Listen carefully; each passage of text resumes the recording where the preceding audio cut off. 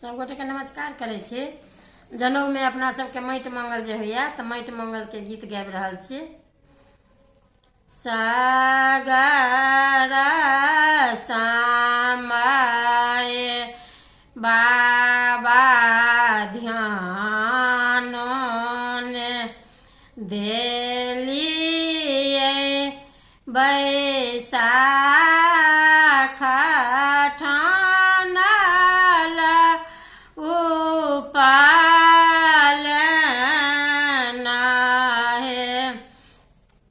सागरा सामाय बाबा ध्यान ने देली ये बैसाख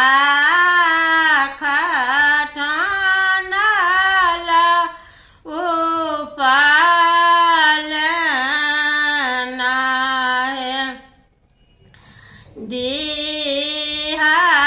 डाबारा बाबा पोखरी सुखाएला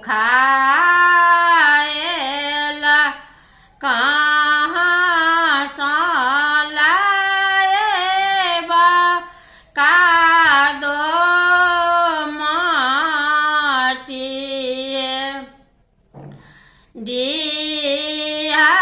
डाबारा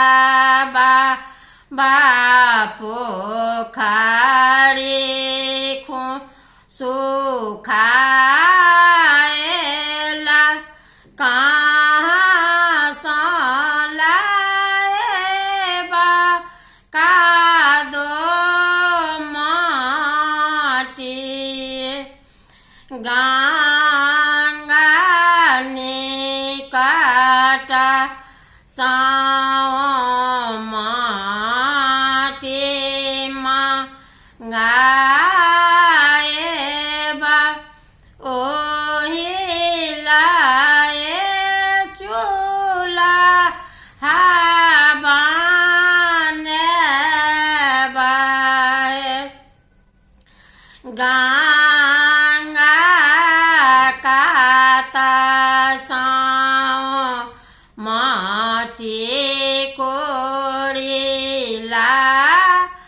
एबा ओहि लाए चूल्हा ठोके बाहे ताहिल ए सिंदूरा पीठा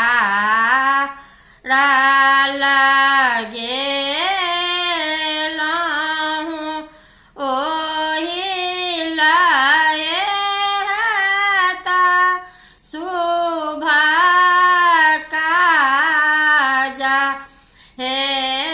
ताहि ऊपर सिंदूरा पीठा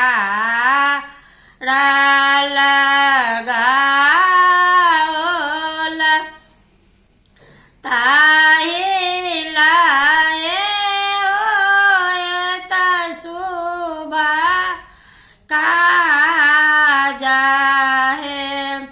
सागरा सामाय बाबा ध्यान ने देलिए बैसा